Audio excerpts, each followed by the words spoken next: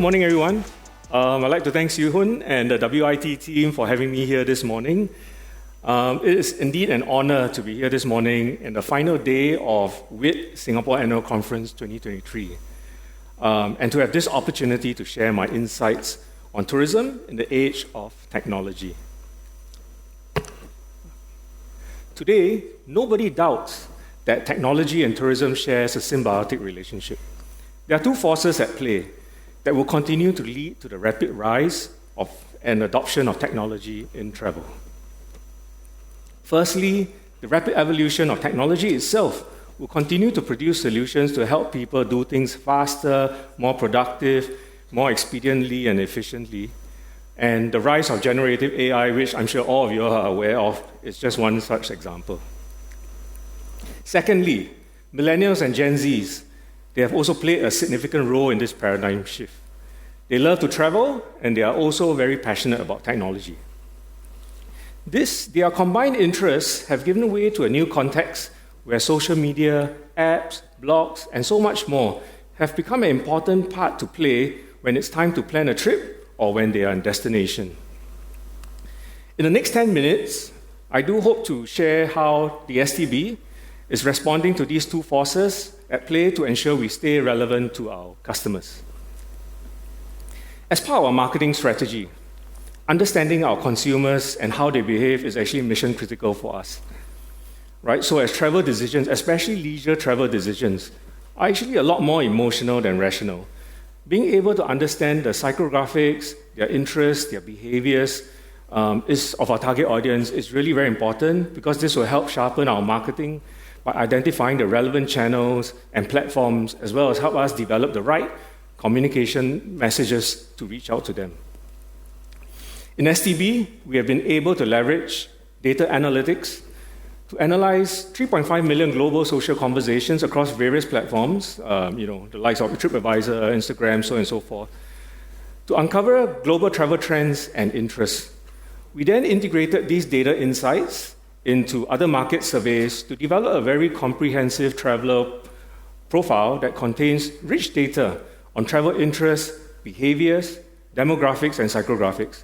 So this data-driven segmentation approach will help us gain a deeper understanding of our consumers and what their motivations are. And this will allow us to push out relevant products and experiences to them. So let me share 3 examples in terms of 3 potential traveler profiles that we have found. Right? First is culinary explorers. So I think many of you here in the room probably are foodies, but essentially these are the people who like to travel. They want to experience the local culture, experience the city, but they do it through the local cuisines, right? And they are really passionate about exploring all the different cuisines that the local culture or the country has to offer. Second is special occasion travelers. And they tend to celebrate special milestones and create long-lasting memories with their loved ones. And third, wellness seekers. They travel for unique wellness experiences that will rejuvenate and restore their mind and body. And I'm sure some of us here will relate and resonate with some of these profiles.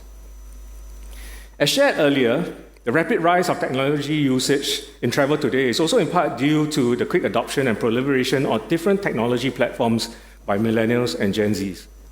Hence, an area that STB is exploring to also find ways to connect better and more effectively with them and potentially grow our base of future customers. One such foray for us is experimenting in the metaverse. We made our first foray to the metaverse with Roblox, one of the world's most popular online gaming platforms with over 66 million daily active users. So Singapore Wonderland, a game with a whimsical take on Singapore, was launched in May this year, and since its beta launch, it has drawn over 5.5 million visits to the game. Right? The game is an example of how we can combine tech and storytelling to allow players to meaningfully engage with a destination, even before they come to Singapore, or when they come to Singapore, visit Singapore, and when they return back, they can continue playing the game. So Roblox accessibility across various devices increases our ability to reach a wider pool of mainstream audience. And I'll play a quick video to give you a sense.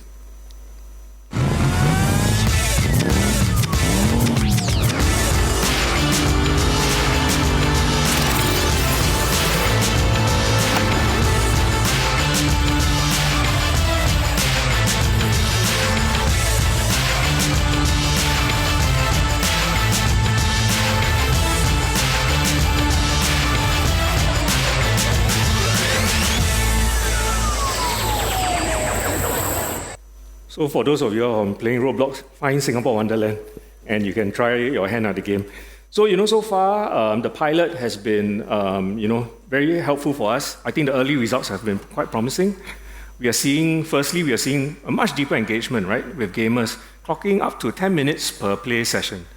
Secondly, we are reaching to a wider audience, as far away as countries such as Brazil, Mexico, and of course, we still continue to maintain our strong reach here within the key markets in Southeast Asia as well as the US. Lastly, we have incentivized players to keep coming back, done through 800,000 virtual collectibles where, whenever they complete a task or quest, they would be able to get these virtual collectibles.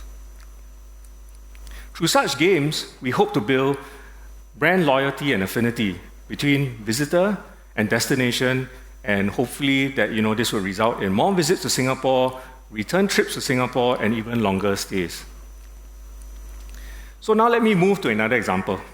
To make travel in Singapore much more interactive, fun, and engaging is to bring our attractions alive through augmented reality, or AR, in short. So let me play a quick video to give you a flavor.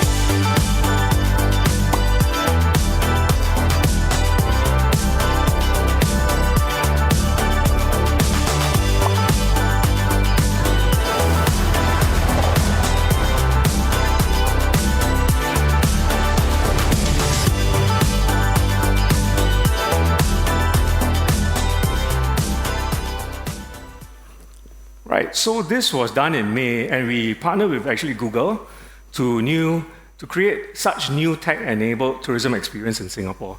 So this partnership, as I shared earlier, taps on Google's AR and geospatial technologies to create an AR experience. Right, so this AR experience has been incorporated into our Singapore STB Visit Singapore app, and visitors can actually explore places of interest through a virtual tour guide. And you saw in the video, the virtual tour guide is none other than our favorite icon, tourism mascot Merly. And the AR employed in a Merly experience uses VPS, or visual positioning system, that is offered by Google. So VPS uses AI to accurately position a user's device and orientation, benefiting from Google's 3D scans of entire streets and buildings. These give the illusion that AR is part of the physical environment, right, through the use of building facade or landmark replacements, blurring the lines between physical and digital. A preview launch with 4 AR experiences, which was also shown in the video, is now available around Victoria Theatre and Concert Hall, the Fullerton Hotel Singapore, Merlion Park, and a monument near the Collier Quay area, right, where visitors can then take a guided tour of using our Singapore Tourism app and going on this virtual tour. The full launch will have more places of interest, and this would probably be launched towards the end of the year. Right, so initiatives like this enhances the traveler experience by adding a layer of interactivity and accessibility for visitors today. And I think this is what our visitors are looking for, especially when I shared the Gen Zs and the millennials today. They are the ones who are huge consumers of different technology platforms. So such experiences allows us to deliver high-quality, entertaining, and visually impactful tour experiences. So now I'd like to conclude that while technology today is very much a critical enabler for us to plan our trip, explore our destination, and share our experiences, our travel experiences with our families, friends, and loved ones, making a decision to travel, especially leisure travel, I think is still a very much emotional one. Some of you may have read this book, right? Thinking Fast and Slow by Daniel Kahneman, right? The renowned psychologist. And the main thesis of his book is that humans have two modes of thought. So System 1 thinking is about being very fast, instinctive, and very emotional, and System 2 is a bit slower, more deliberative, and more logical. And actually, research has shown that 95% of the decisions that we make, especially for travel, right, and in advertising, is actually based on how we feel and not how we think. So therefore, in promoting leisure travel to Singapore, apart from technology, we still need to ensure that our campaigns are able to continuously inspire, drive destination desirability, and connect with our travelers emotionally through innovative storytelling. So an example of this is a launch of our latest global campaign, Made in Singapore, which was launched last week. So some of you all managed to see the video. And this puts a fresh spin on our existing Passion Made Possible destination brand through a bolder and unexpected angles. It will spotlight quintessentially Singapore experiences from well-known iconic attractions to some of the hidden gems that Singapore has, and show how visitors can really turn ordinary moments into extraordinary experiences in Singapore. And now, in conclusion, let me present Made in Singapore with a dose of humor. Welcome to Singapore, where things are made a little unexpected.